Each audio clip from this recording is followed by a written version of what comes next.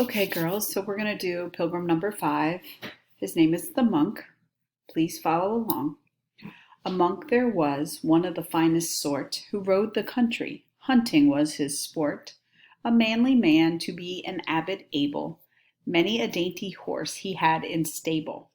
His bridle, when he rode, a man might hear, jingling in a whistling wind as clear. Ay, and as loud as does the chapel bell, where my lord monk was prior of the cell.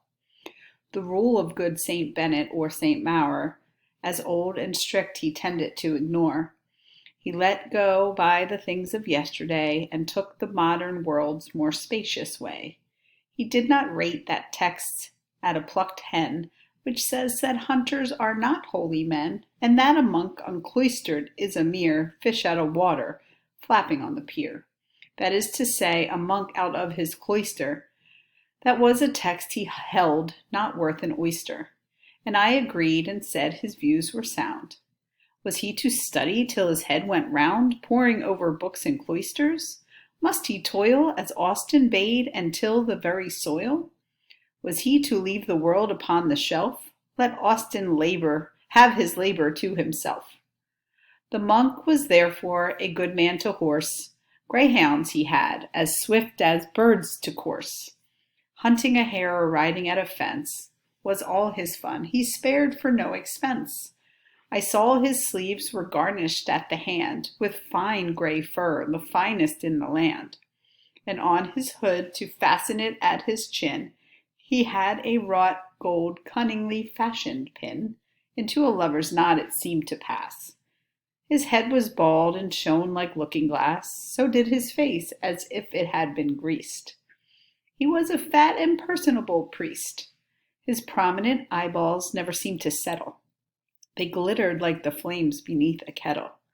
Supple his boots, his horse in fine condition. He was a prelate fit for exhibition. He was not pale like a tormented soul. He liked a fat swan best and roasted whole. His palfrey was as brown as is a berry. Okay, so that's the end of our monk. So let's go back and take a peek. This drawing here, this sketch is of what they thought the monk was. An artist drew it. Actually, I think they're even little miniatures. All right, going back to the monk. So this is our second religious. We just saw the prioress, and Chaucer describes her more as a rich lady, an up-and-coming upper-class lady, which is not very nun-like, actually. So this monk also could be seen a little out of the ordinary. Now, you're going to notice as we go along with the religious that Chaucer's trying to make a statement about the religious. Maybe they're not as religious as they should be, with the way they act and dress and their possessions. Maybe they're not holding down to the vows and morals that they said they would. And we'll get into that. Okay, so the monk. Hunting was his sport. So the idea behind the monk here is that monks are cloistered, and they use that word. Cloistered monk is somebody who is kept behind the walls, basically. He lives in his abbey or monastery, and he is kept, maybe not technically inside, but behind the gated walls. And they do something. They could be grape growers for wine. They could write books, copy books. There are many different jobs that a cloistered monk could do, say prayers, of course, and tend to religious duties. But our monk here seems to be a manly man, it says. Hunting is his sport. He wants to be outside. He wants to be riding his horse and running his dogs, which, again, is not the image of the religious monk that you might think of. He rides his horse with the bridle, makes a nice whistling, jingling sound as he rides. He tends to ignore, it says here, the strict rules, which means that he should stay inside and not be hunting or riding. It says here that he lets go the things of yesterday and took the more modern world's view on things. And while we're talking modern, being in the Middle Ages, but he wants to defy possibly or not follow the rules of what has been set down before him. Let's see. It says hunters are not holy men. Monks on cloisters were mere fish out of water. Again, saying that he is not following the right path. So that is, indirect commentary on the idea that maybe he's not a good religious man, right? Because he's not following the good religious laws and rules. Then there's a couple questions here. Should he be stuck poring over books? Should he be tilling the soil inside the yard of the abbey or the monastery? Should he be stuck inside and like put on a shelf, it says. He doesn't want to. This stanza here talks a little bit about what he looks like. He has greyhounds.